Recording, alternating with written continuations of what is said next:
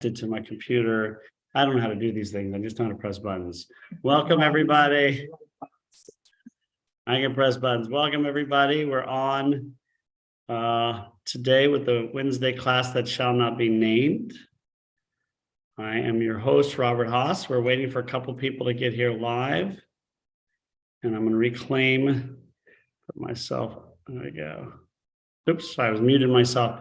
Welcome, everybody. This is Rabbi Robert Haas from the Wednesday class that shall not be named. I'm in two places right now, and we're waiting for somebody to come here, so we'll go on in just a second.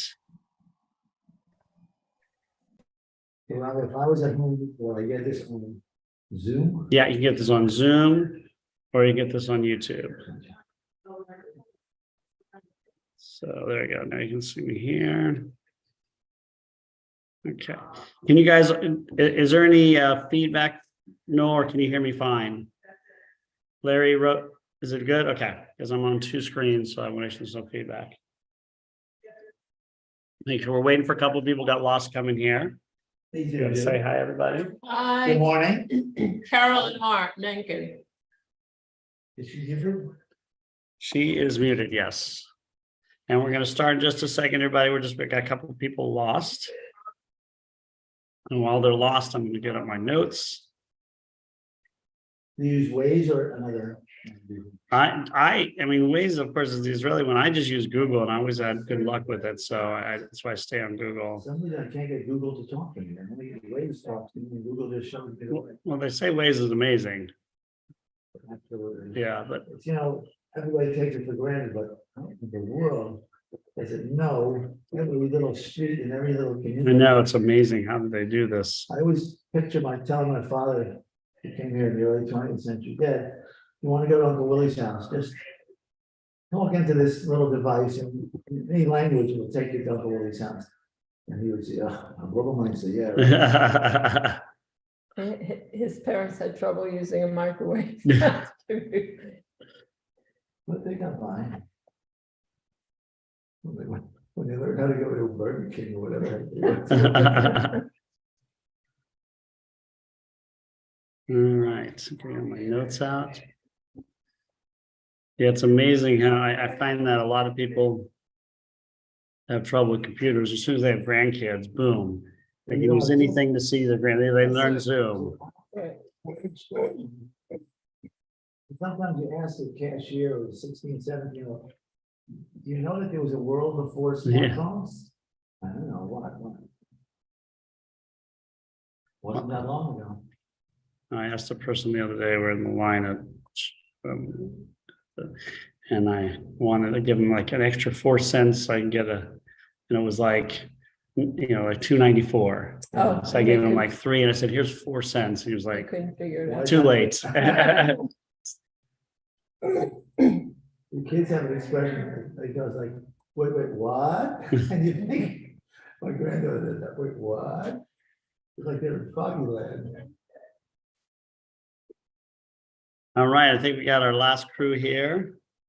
I got my notes up, I believe. Are you a kind of a Kabbalist of some sort, or just one of the things, many things? I like some of it, I do, but not all of it. And there's certain parts of Kabbalah, Kabbalah that's really beautiful, and some parts are really difficult to understand, and some parts I just don't. Is it tied to Don't the speak to. Hasidic movement much at all? No, it's not really tied to a movement. I mean, the Hasidic movement definitely, but it's really been open to everybody. And so Hasidic do pay more attention to it than. I don't know if I mean, there's going to be some who do and some who don't. You're going to have those who are very supportive and very into it, and those who are not at all. Are there Kabbalists in the Reform movement? Oh yeah, a lot of them. I mean, It's nothing to do with your level no, I mean, it's dependent upon your level of interest, really. I remember Madonna was studying. Yes. And Judaism, you're supposed to be knowledgeable in a lot of areas before you go to it, but we'll talk about that, what that really means. But yeah, I mean, it's interesting, and it's very, Hello, everybody. of. can very be connected to God if you look at it. Hey, Floss, hey guys, Artie Carroll? Hi. You're Christian. Yes, there is. I'm not very familiar with it, but there is. Based on similar. I think it's probably based a lot on Jewish stuff, but I'm not 100% sure. I mean, I know it's there. I probably should study more on that, but I'm not very familiar with it. Good morning, sir. Good morning, Ron. All right, I think we got the crew here. We'll start in just a second. Mark Schwartz.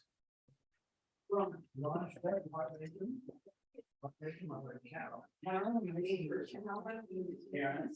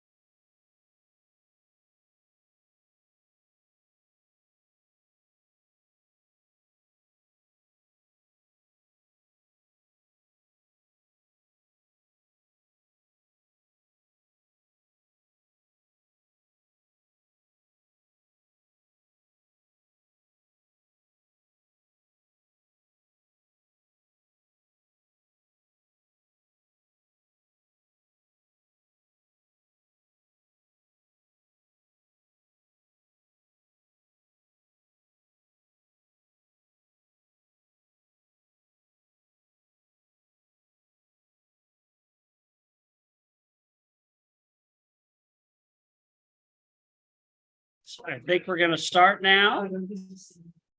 Yeah, if you guys don't mind, this was so much easier with the computer. Hello, Flossie. Good. And you got here. That's so sweet. Right. Yeah, so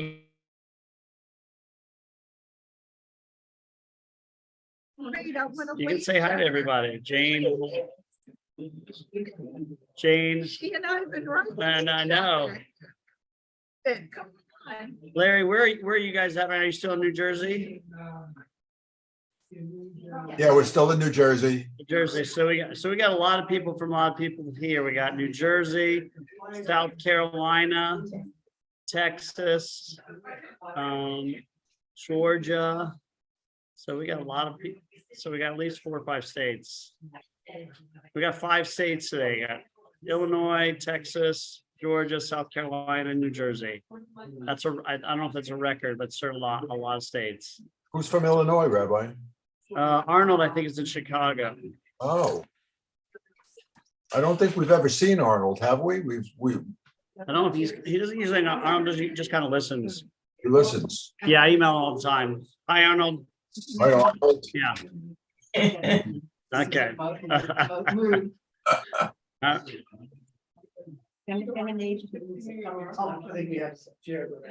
right, welcome everybody. Here's the gallery. We got we got Noel and Jane and Larry and Eva and Carol and Flossie and Art, and of course Lou is hosting. So we got people we got 5 states. We got Eva here.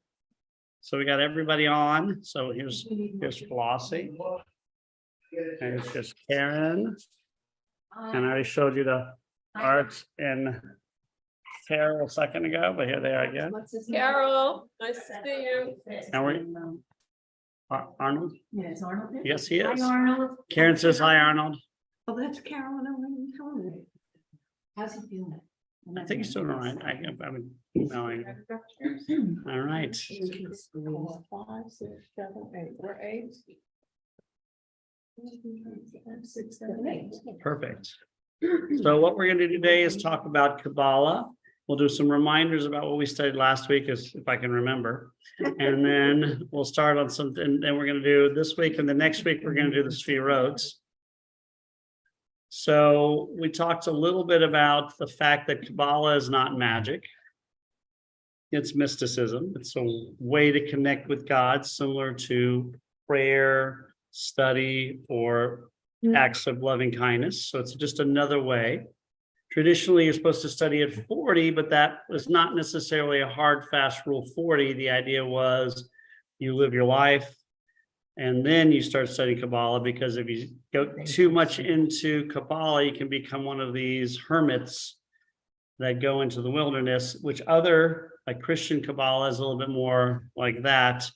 Whereas Jewish Kabbalah, you're supposed to do it together, but it can still lead. There have been some very famous exceptions, people who lived on their own and were kind of hermits. In one case, Shimon Bar Yochai, because he was forced to, because he was an outlaw during the Roman times, and others because they just were like that. So Judaism does not want you to be somebody who goes into the desert, kind of like the Essenes from the 1st century. That's where we get the what do you call them, Dead Sea Scrolls. Judaism wants you to be a community, not go off by yourself or be in a small community just with guys, get older and don't have kids, and just, so the idea is you live your life and then you study once you're a little bit more entrenched. Now, obviously, 40 was an old age when they said 40, because you get married at 16, 17, and the average life expectancy was under 40. It was a 40 in 1900, and we're talking, way before then. So if you lived to 40, it meant you'd put in your 20 years of work, and you're probably going, if you get sick, you're going to die. But there was the exception, which today is not the exception. Today, the exception is dying younger. The exception then was living older. And then those were the people who were invited, kind of those who've already raised their kids and done. But today we obviously live a lot longer, and we're a lot more educated as well. A lot of it is based upon the Zohar, which was a book that was mysteriously found in the 13th century. Some attribute it to Shimon Bar Yochai, this guy who lived 1,000 years earlier, because Judaism likes to say the older something is, the more important it is. The closer you are to Sinai, the more valid. So if I said Moses wrote this, well, it's Moses. So the guy who probably wrote it probably in the 13th century, but there have been a lot of great proponents of this. The most famous was a guy named Isaac Luria, who was the most famous. He didn't write anything down, but his students did. So he's kind of like the main guy who brought Kabbalah to the masses, I would guess how you call it.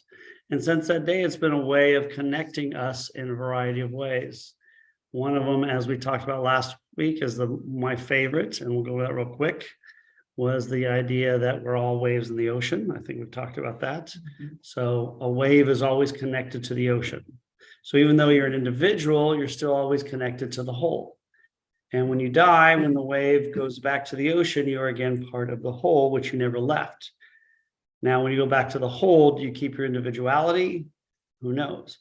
That's a whole different debate. The idea is, even if you're a very tall wave that lives a very long time, the only thing you can see is what you can see, what you can feel and hear with your senses. We can see the stars, but we can never get a grasp of the entire picture. We can only see what we can see as a wave. Or when we go back into the water and become part of the whole, perhaps we can see the whole picture, because we're now connected to everything. Whereas while we're individuals, we're connected to everything, but the knowledge of everything is beyond us, or we haven't figured out how to see it yet. That's a debate as well. So those are some of the basics of Kabbalah. Again, it begins, some say, with the creation story itself. Some say with Adam and Eve. The most famous story that is connected to it is, of course, the story of Ezekiel, one of the three major prophets who probably learned a lot about certain alternative types of methods of engaging in connection, a la drugs. Unless I don't remember, and I think I do, I think most people think about Kabbalah as mysticism. Right, and Kabbalah is mysticism, 100%. That's what it is. And I remember what you said the very first meeting we had. Thank you. Good. And Ezekiel, saw the chariot of God with the animals with different faces, and that's kind of like the idea. So what we're going to talk about today is some thoughts. So that's a little bit of background. We're going to talk about some of the ideas within Kabbalah. Some of them are very difficult, and some of them are very easy.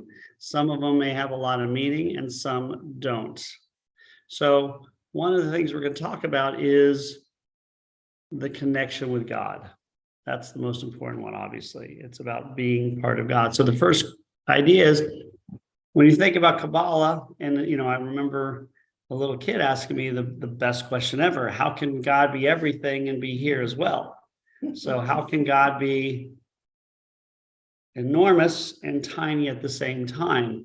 And that's a very good question, actually, because first of all, the idea that a being that created the cosmos would even care about little people who live for 100 years at best on this one planet that is from the sun, when the universe is 15 billion years old. I mean, think about our lifespans, 100 years, if we're compared to 15 billion, this is not very much. So, but we do believe God cares. So we have to talk about how God created the world.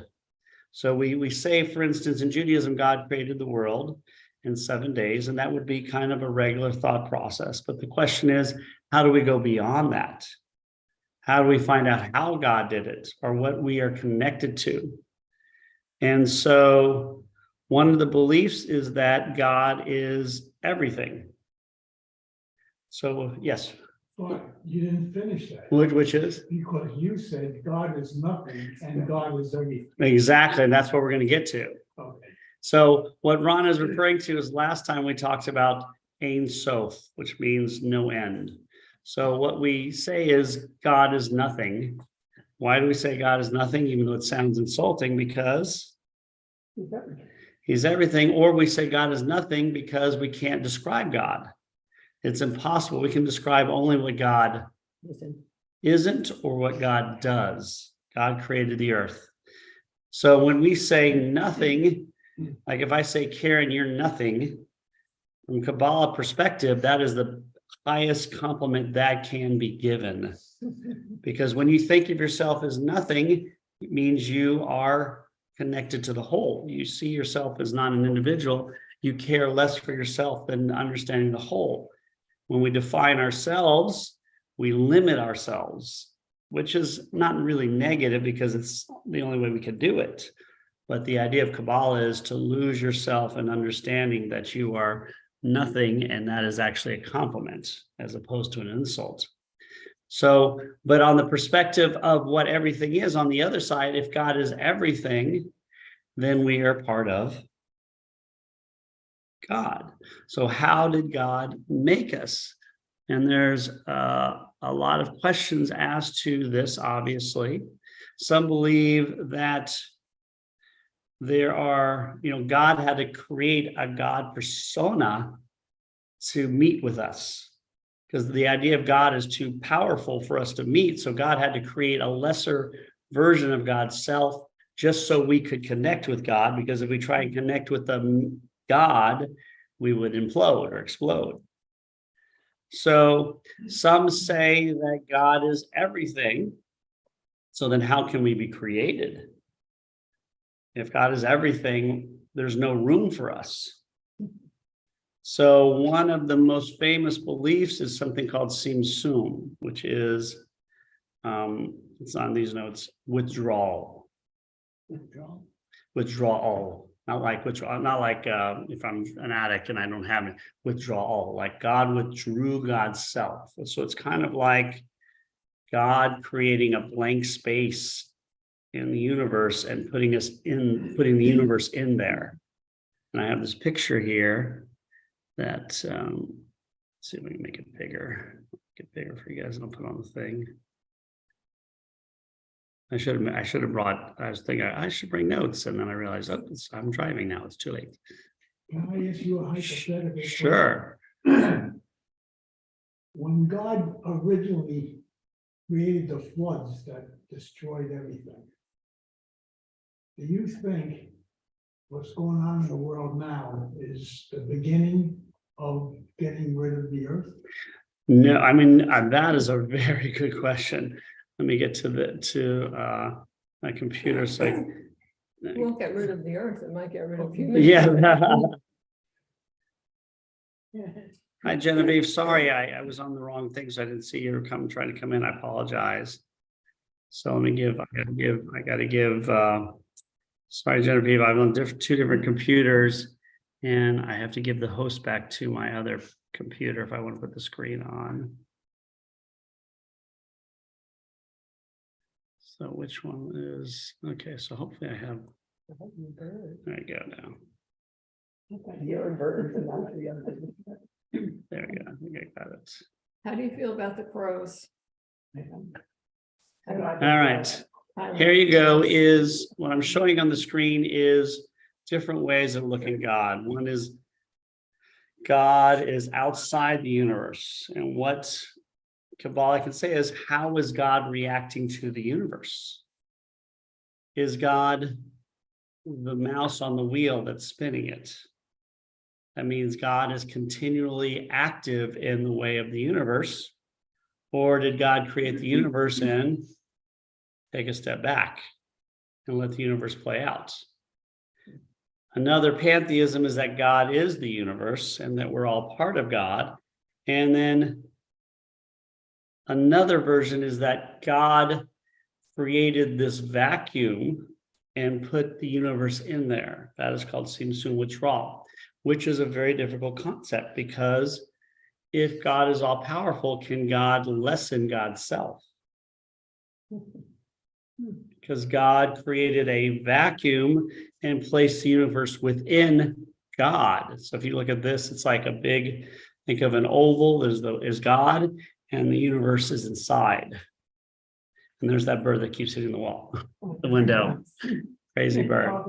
So see that you're describing God in terms of an entity that does things and, interacts with things. So is in Kabbalah, is it felt that the God concept, that God is a sentient being of some sort? Or is it such that you can mesh it with modern theoretical physics and say God is the forces that physics describes, and the God concept is the force that, quotes, created the Big Bang, created evolution, everything else. So is it a concept of modern physics, or is it a sentient being in the words of Kabbalah? So I'm going to repeat the question just in case. Could you guys hear that question? Great question. Is God a sentient being, or is God the cosmos, or the idea of this more of a reconstructionist viewpoint of the entity of the universe being? So Kabbalah is one of those that kind of gives a lot of different options. Kabbalah is not one thing. Generally speaking, most believe God is more of a sentient being, although not in the way we understand it, obviously. So it's the irony of being human, is if God is incomprehensible, then God gave us minds to try and figure it out, even though we can't. It's like giving me a tennis racket now and saying, I want you to be the #1 tennis player in the world. At 54, after I threw out my back, I have a bad knee and I'm not that good anyway. What are the chances of me playing shortstop for the Yankees today? They're not bad. Yeah, today, not bad. They're not very good right now. So that is the irony, and that's why there's some different viewpoints. Some believe God is an outside entity that created the universe and is kind of outside of it, while others believe we are all God, part of God, and the universe is one, while others believe there's God and the universe is kind of like a piece inside of God. And so the answer is, we don't know which is right, obviously, because these are answers, but we are studying and we're learning more, because our understanding of the universe today, scientifically and philosophically, is greater than it was 100 years ago even. I mean, we know the Big Bang, we know that there was an explosion, we can get to the very beginning of the universe's creation. So we're learning more and more all the time. And hopefully one day we will understand all the answers. And that may be the day when the world finally becomes what it's supposed to be. But remember, Kabbalah and in Judaism, everything is mixed together. So thought and knowledge is considered useless unless it's being put towards the right behavior. So having great knowledge is not as important as using it to benefit society. You know, I just saw Oppenheimer, fabulous movie. You know, the science behind it is very helpful. Energy, you know, when they can clean it up. But we also know that it's very destructive. But we also know there's a balance. You know, in the movie, Oppenheimer is very worried. You know, you know, of course, they blackball him, they go after him. They shouldn't, in ways they shouldn't have. But he really was worried that the proliferation of weapons was going to lead to a nuclear war, when it actually, what he hoped came true. I mean, he hoped that they would be used as a way to offset each other, which it has happened. So even though we have nukes, which is bad, in another way, we have them at the point that for 80 years almost, that at least two powers have had them, who've often been enemies. We've never used them against each other. So in some ways, that is a benefit. It's unfortunate we have them, but if only one power had it, or you know, if they got, you know, so reasonable minds in some ways have been in control of them to this point. So there's a balance to everything. And that is also what's essential in Judaism, is this idea of balance, that there has to be a balance. So when it comes to, and are we still on share screen? Having trouble with my computer here.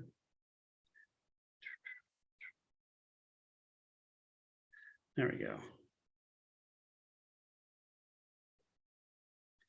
All right, let me get back here. Sorry, guys, I'm on two computers and my computer is kind of one of them is a little freezing up. Computer crashed 2 days ago. All right. I'm like, no, I'm sure. You should have brought one of your kids with you. Yeah, no They kidding. would have straightened it out Kids. too quick. Well, it's, can you guys still hear me? Okay, I have one computer. I'm on two computers. One of them is frozen. But Larry, can you still hear me? Eva, can you still hear me? Okay. Are you on share screen right now? Okay. All right, I can turn that one off and see. Hopefully this one will work.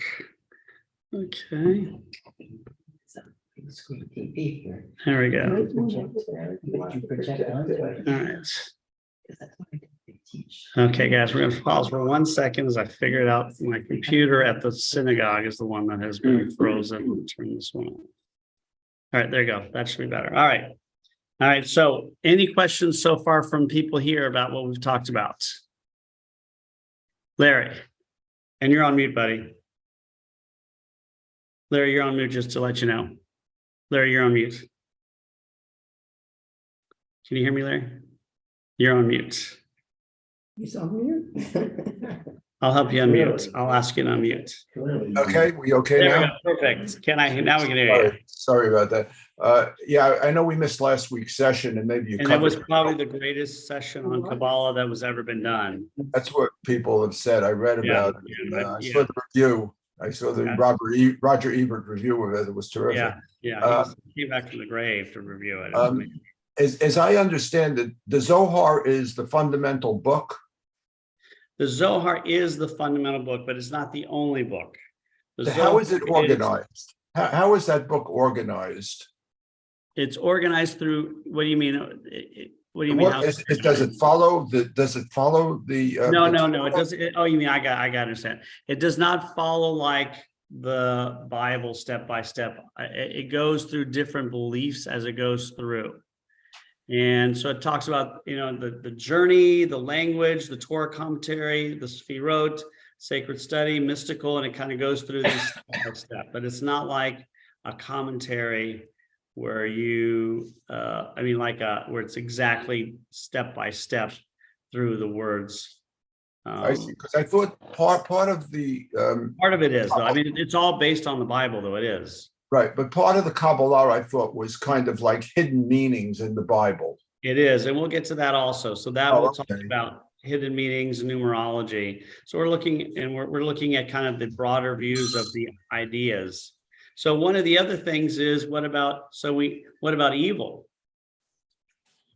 You know, if God is everything, then what is evil? Then evil has to be part of God. And that is a very big question, which they discuss. How is evil simply the absence of God? Kind of closing our eyes to God? Or is there actual evil in the world? And if there is evil, was that something that escaped God's power? When God created the universe and created the Tzimtzum, some believe that chaos erupted and something came out of it, called an evil came out of it. So is evil an entity, or is it our simply ignoring what is right? Because obviously, as human beings, we realize that you cannot be good unless you have a choice to be bad. So that is the irony of being human beings. If God had decided to take away that option, we would be basically animals. Question.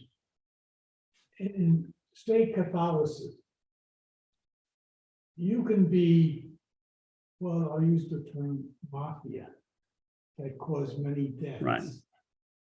But if you go to church and you go to confession, you're absolved. How does that, in Judaism, is there something like that? Well, Ron is asking the question, like in Catholicism, you go and you give you talk about what you did wrong and you're absolved. Is there absolution in Judaism? Absolutely. Yeah, the forgiveness is one of the major tenets of Judaism, which is important because as an ethical religion, if you don't have forgiveness, then you are really in trouble because every mistake you make just keeps adding up. However, there is also a belief that although you can be absolved spiritually, you are not necessarily absolved by the law of the land. Secondly, that you must make absolution. It's not just about asking, it's about doing. And thirdly, that there may be an absolution phase in the next world as well. Like when we die, you may be going to a place where you have to do something to be absolved to go to heaven. And we'll also talk about the stages of heaven as well. Is heaven a place where there are different levels? And we'll talk next week about the Sefirot, which is kind of like the bridge that connects us to God. The idea, and she has the picture of it right there. Yeah, we'll talk about that next week. The idea that God is here, and we talked about that God had to make different levels of God to get down to us. It's kind of like Albert Einstein talking to a 5-year-old about physics. Albert Einstein cannot use Albert Einstein's intelligence to speak to a 5-year-old, or even just speaking to us. Albert Einstein wants to speak to us about physics. He has to really slim down the physics, and that's what God has to do to get to us. God cannot open up God's self, or else we cannot understand it. So we'll go Arts and then Flossie. I'm sorry. We talk about evil. Evil is really subjective. It is. Because there are times in our history and geography and culture where things that are considered evil are no longer considered evil, and vice versa. I mean, slavery at one point was considered the norm, and quite slaughtering Jews in Europe was considered not evil by a lot of people in Europe.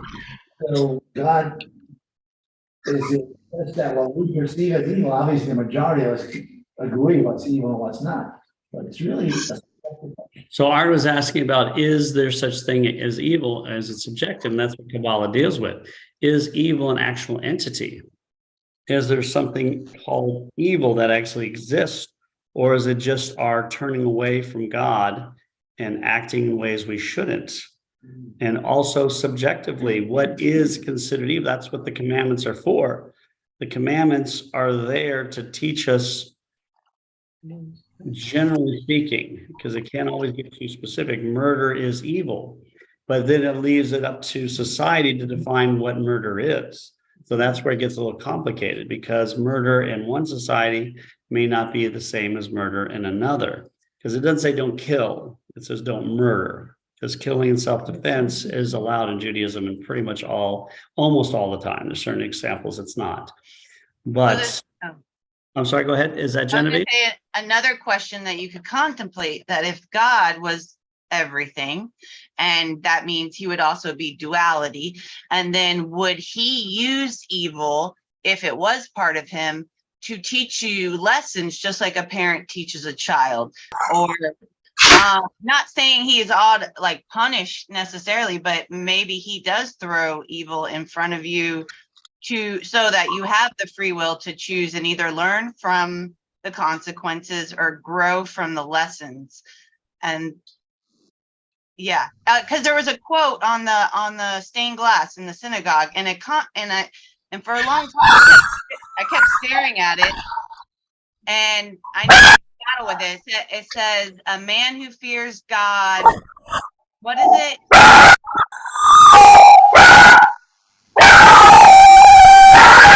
Everybody Can you hear mute. Robert? Yeah, that's my dog. For Jewish Kabbalists, let me go. Is there some kind of structure, like a synagogue? One second, no, because I am frozen out of my. Can you hear me? For Jewish,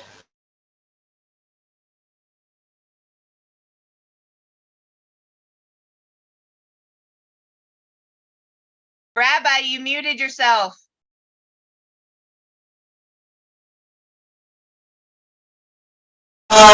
ask a question. My dog is interfering. If for Jewish Kabbalists, is there like a synagogue or what kind of structure? Do they pray in? Do they have some kind of different prayer book? And all this hoopla about the red string. And I had, a friend of mine gave me a wraparound thing, and all that kind of stuff. I can't find it. It's in my house somewhere. And he bought it in Israel, and he said, this is what you wear, and all that kind of stuff. So can you comment on that? Sure. And no, I think when you speak, I think you need to speak a little bit farther away from the computer because I think it's throwing it off, just to let you know. Sorry about that. But those are excellent questions. When it comes to all of these traditions in Kabbalah, they all have meaning. The red ribbon, everything has meaning to it depending on who you are. Now, if you go to Israel and they put the red ribbon on you, some of those people, I would not do it. I mean, a lot of them are just trying to get money and they're not really, there's a lot of issues there. But yes, every one of these traditions, most of them have some sort of meaning to somebody. When you have a red ribbon, for instance, the red ribbon itself is not necessarily important. What's important is that you see it. And when you see it, it reminds you of something kind of like the mezuzah. The mezuzah on the door. The mezuzah is not a talisman to protect your house, as some people think it might be if you're not Jewish. The mezuzah is there, so when you enter the house, you remember, well, I'm supposed to be a good person. And when you leave it, you see there's commandments there. Don't forget to do what you're supposed to do in life. That's what all of these things are. And so, yes, they are very important for a lot of people, depending. But some people, like for me, a red string doesn't make a difference to me. I'm not big into that. But the wave and the ocean analogy is one of my favorites. There's also other beliefs, very simply, that everybody is connected to God. I mean, every being, every animal, every tree leaf, but there's different ways to connect. So the animals and all of us have that connection. There's like an automatic connection, like our soul connection. So everything is connected to God. But if we want that next level of connection, that is only for human beings who have what we call ruach. Ruach is used for different words. It means soul. Nefesh also means the same thing. Nefesh would be like the regular connection we have. Ruach would be the connection human beings can have. And that is, we can go to a higher level. And then there's some that say neshama, which is for only a few human beings who can really get to a higher level. So the ruach is our ability to go beyond this instinctive connection to God that every animal has.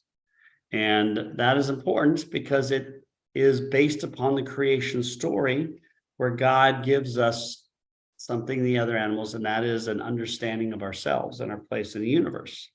which God's, and an understanding that we can change and alter who we are. Some things are very hard to change. Changing how I write is hard. Changing certain things, changing but we have the ability to change what we like to eat. We have the ability to change what we like to wear.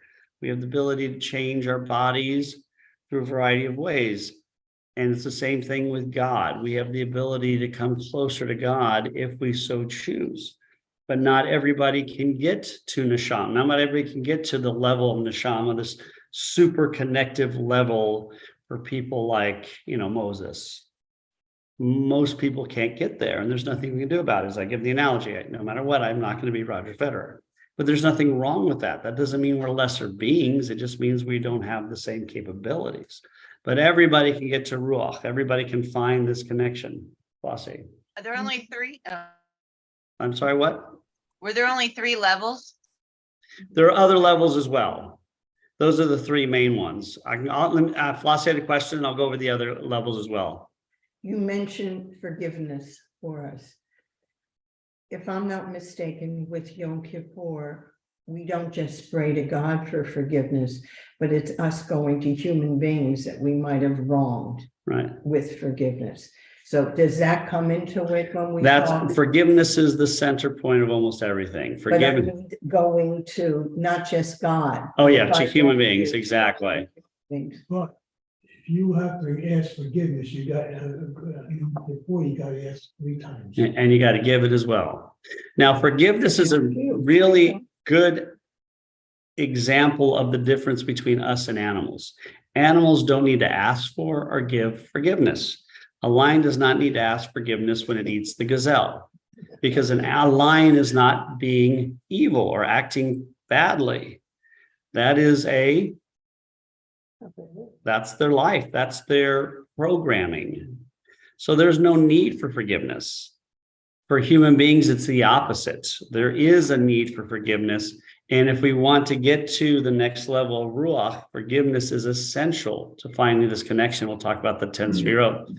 So as for the other levels, and I'll go look those up, because those are a little bit, there's certain awareness that only mysticism can give you. One is Chaya, which allows us to have an awareness of the divine force of God. There's Yechidah, which is the highest plane of the soul, and we can really get to full union with God, which is really, these are 2 levels that are probably beyond human ability, but they are levels nonetheless. And we'll look at this when we look at Sefirot. When we look at the bridge to God, we're going to see that there's a bridge to God, but we can't get to the other side of the bridge. We can only go so far on the bridge to meet God, and God has to come and meet us. Because if we try and go too far, then it's beyond our comprehension. So it's not feasible. It's kind of like me. I can only understand physics at a certain level. I'm at a very low level, but some people can get higher. But we'll never get to the full. Even the greatest physicists will not understand everything in the universe. They just can't get that far.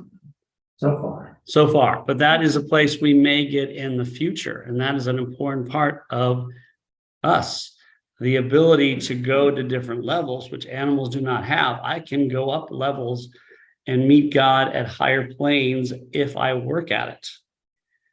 I can meet God, and it has a lot to do with us, because a lot of people, when, I guess one of the main tenets of Kabbalah is, there's a lot of people say, well, I don't see God.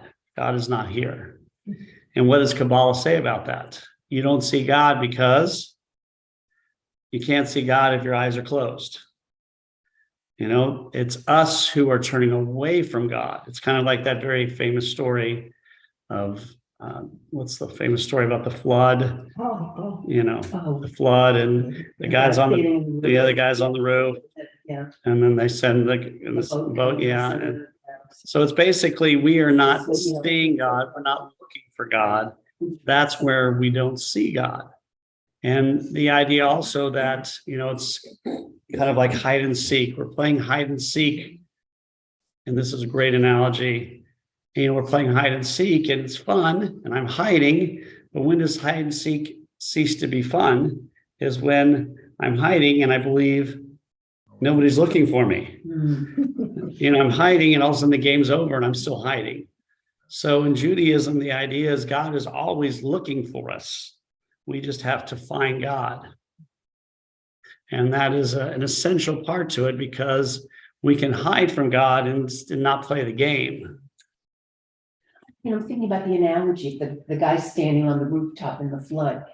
And is it that we have to have our eyes open because we never know quite when God's going to Exactly. interact with us? Some would say it is, and it's not literally our eyes open, it's our awareness, our belief. Yes, exactly. And some people believe, again, we talked about this previously, that the connection to God can be only momentary, but this is more about our entire lives as opposed to the moment of connection. And so, yes, so I'm sorry, I have you guys on. I'm looking at nose. What was the question? Larry, do you have a question? Well, no, you can finish your thoughts. Go on. No, please. My thought is over. I forgot. Yeah, no, your wave analogy reminded me, two things I had that popped into my mind. Your wave analogy reminded me a little bit of, years ago, there was a play on Broadway called A View from the Balcony, which was a story about Golda Meir.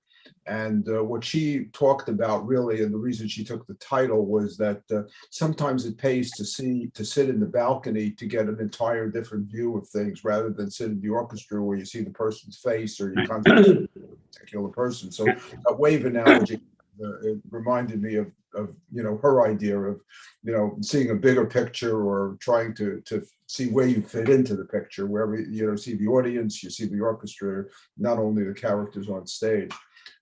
But the second thing I wanted to mention is that it's sounding more like the Kabbalah is more is with the levels now is a little bit more like Buddhism with the Nirvana, the search for Nirvana, moving from level to level. It is there's a reason there are so many Jews who became Buddhists as well. They call them Jubu, right? It's not as popular today as it was in the 80s, 90s. Jubu. But the philosophy of Buddhism fits in many ways to Judaism. There's some differences. Obviously, Buddhism is in each life you're searching for the next level, where in Judaism, it's really we have one life and we're continually. But yes, it does fit very well because the idea is that we can open our eyes wider and wider and see more and more of God if we just do what we're supposed to. If we look to make ourselves nothing, if we look to really see we're part of the whole, that's a good analogy that Larry made from The View. If we look to see the perspective of somebody from other than us, if that is a big way, a really important idea is the idea that if I look at from somebody else's perspective, and in some cases, it's not going to be valid. There are terrible people out there. If I look at from perspective of a psychopath, that is not going to be helpful to me. But from regular folks. Can I ask one other thing? Sure, please, Larry. Is Kabbalah now like a supplement to all of the major tenets of Judaism? In other words, you could be a Reformed person, you go to Reformed synagogue, but conservative, etc. And you can study Kabbalah then in any of the major divisions of denominations, let's say, of Judaism, or is there a church or a special synagogue that says we are Kabbalah synagogue? No, it is what you said first. It is part of all of us. So anybody can study it who's Jewish. And anybody can refuse. You'll have people who are very traditional who don't believe in it, and those who do, and the same thing in our world. And nobody believes. It's not like the Bible where you do have the Zohar, which is the central book, but there's all these other things too. So yes, so I'd say Kabbalah is very popular in a lot of different strands of Judaism. Art. The whole issue is really complex, go about Kabbalah and searching for God and finding God. I think just simplify it and say there are those individuals who somewhere in life say, geez, I've accomplished A, B, and C, and that's enough. I feel so comfortable with my life, so comfortable with my friends, my family. That is finding God. And for some people, there's no better feeling than to reach a point, whether it's because you've accomplished or you just met the right people, or you just feel good about the world and yourself, you have found God, and you don't really have to go any further, all this study and money, and it's done. I think in life, though, things can happen to you as a person that you are gonna seek more from God. Of course. And that's the question. So Art has asked, is there a point you get in life where you say, this is it, I've done it all. I am so happy with I am, and I am very content. And certainly that is part of it. That is a place you can go where people will say, I've done it. I feel my connection to God already. But Judaism also says there's always more to go. And so you can always try and seek more and try and be a better person and try and study more and find connections. But that does not mean that you may not get to a point where you say, this is where I am. Or God tells you need to learn more, because then he throws something in your life that makes you question everything and start over. That's exactly right. That could happen too. That's a Because very. you thought you were happy with God, and then God was like, nope, time to level up, baby. Yeah, and that's what my wife is probably always saying, knowing when she married me. So there's also this idea of God's light, that we are still seeing God's light as Moses did. Obviously, this is also science as well, because as we see stars, we all know that a lot of them are dead and that we're seeing the light afterwards, but that the light of God only comes to us in partial amounts. As a way we get slivers of it. We can't, and some would believe that the light is only seen by people who are doing what they're supposed to. And that's how God made the world the way it is, that only those who are seeking what they're supposed to can see the light and get that connection. Whereas if you're evil or doing things that you're not supposed to, the light will always remain hidden from you, which is a very difficult way to live philosophically. And so that's just one of the thoughts that because light is so important, because light is the first day of creation. And as we know, the fourth day of creation is the sun, moon, and stars. So there's obviously an issue there. So the light, according to Kabbalah, and obviously with science for the last 500 years, we understand the earth revolves around the sun, and we understand the light comes from the sun. That's not a 50-year concept. So light in the first day of creation must mean something else than the light of the sun. Probably when the Bible was written, the Torah, that story of creation was written several thousand years ago. They knew probably that we get light from the sun. It's not that hard to see that the sun is giving us light. But yet when they wrote the story of creation, the sun is not there until the fourth day. So obviously they understand how much it impacted the plants and animals, but the Kabbalists say that light on the first day is something else. Is it the light of God? Is it the light God gave so that we would be able to see? Is it a light that that is the light of purpose or the light of understanding? So that light is not the same light as the sun or as this light here. So when God created the world and said, let there be light, that means something beyond what we just said. I mean, beyond what we read the word light. And so any other thoughts there? Flossie. What does Kabbalah translate to? It's the same thing as like Kabbalat Shabbat. It means like to receive. Means to receive. And when did Kabbalah come into Judaism, or Judaism become part of? That's a Kabbalah? real theory. So when did Kabbalah come? That is a very big debate. Some would say it's from the day God said, let there be light. Others go to the Exodus. Others would say a lot of it is based upon that moment where Ezekiel sees the chariots. Others would say when Shimon ben Bar Yochai was in the cave. Others would say it really became part in the 13th century. Others would say 16th was Isaac Luria. So there's a little different parts in terms of popularity, but Kabbalists will generally say Kabbalah comes at the creation of the world. You know, the day God said, let there be light, that's when Kabbalah, because that's when everything came. That's where the Torah came, the light.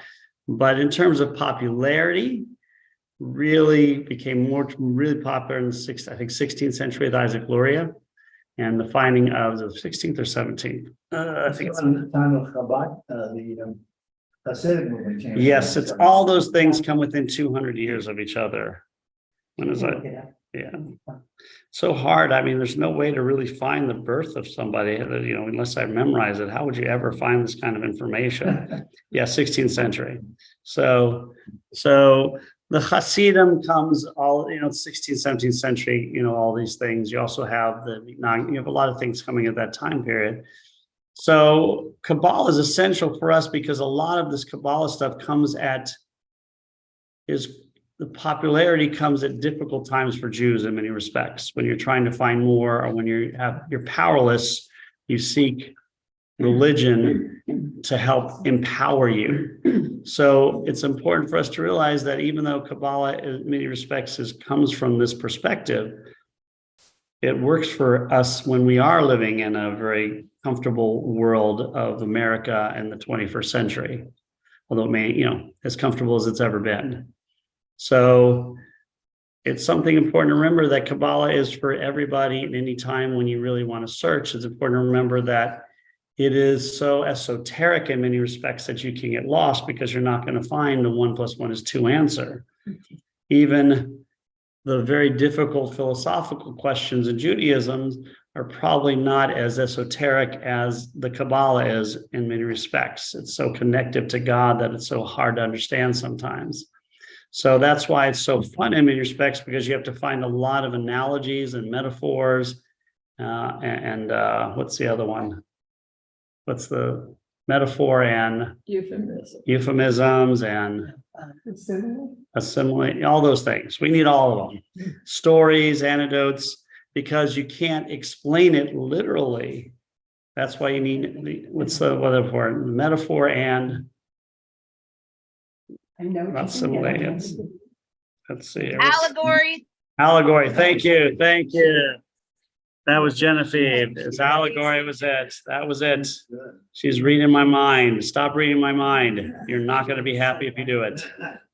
So any other questions about Kabbalah? Next week, we're going to, oh, sorry, Carol. Did any of the Kabbalah leak into the Enlightenment? I think so. I think it's, yes, it is definitely part of the Jewish, it is. I think everything is part of it because the Enlightenment has a lot to do with education as well. And education is a paramount to Kabbalah. Now, not everybody in Judaism was super educated, but Jews have always been educated. But not everybody was educated to the level they could find, get to that level of Kabbalah. And nowadays, with the education level we all have, it is much more obvious that we can read, write, study, learn. We're learning all the time. We've got computers. We live a lot longer. That's part of the Enlightenment as well. So yes, it definitely is a part of it. And it's not the origins, but it's definitely a part of it. Right, well, that was kind of my question. Oh, 1 second, Larry. We're gonna, Art and then Larry. Sorry. To throw out something that's not exactly on point here, but I'm looking at your computer and I'm thinking about the eventual possibility of understanding everything fully. The concept of the computer is not a part of the natural world. It's based on zeros and ones, the binary system, and it's advanced our knowledge and our ability to understand tremendously. But there's a new concept called quantum computing. A fellow named Michio Kaku, who we may have heard of, who was the famous physicist in New York, and he's just written a book called Quantum Computing, How This Will Change Everything.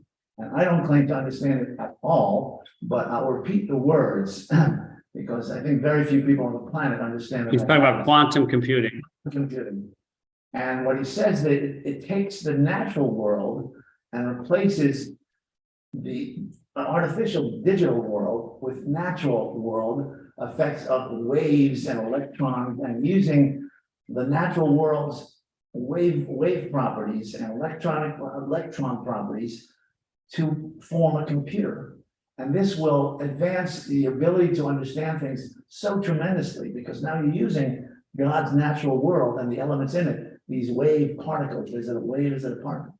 So he tries to describe, and I told Cal, he's not really explaining it because I don't think any of us will understand Right. it. But it does, it is the next step. And it may be that, as he said, it will change everything and enable future generations to understand, you know, indescribably more than we understand now. Yeah, he's talking about quantum computing, which I don't understand either. It's going to enable us to go to a different level of science and understanding God's world. But this is all part of the process. This is all about the mind being given to us and our ability to improve ourselves, but also obviously this quantum community is going to be great, but there's always going to be negatives to it as well. There's going to be side effects. You know, I'm glad you brought that up, because as soon as I get home, I'm going You figure Yes. Good luck.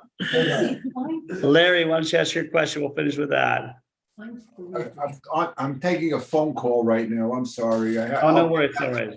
Yeah. We'll ask the question next week. So next week, we're going to go over the 10 Sfirot, the 10 emanations, which is probably the most famous teaching of Kabbalah. And it's on one level, it's very easy to understand, but as we get, obviously it becomes very difficult at different levels. Obviously, some of us here will understand completely, like Genevieve, and some of us like me can barely get to the start of it.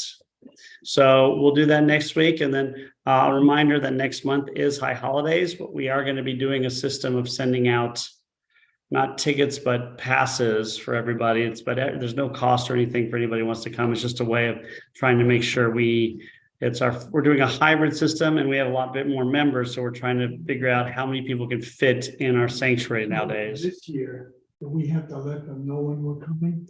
Yes, this year, in general, yes, but you don't have to. We're asking people to let us know when you're coming as a way to figure out capacity, because what we're going to have some services, there's 4 main services, right? And then Yom Kippur evening, morning, Rosh Hashanah evening. So 2 of them are going to have double services and 2 of them are going to be just 1.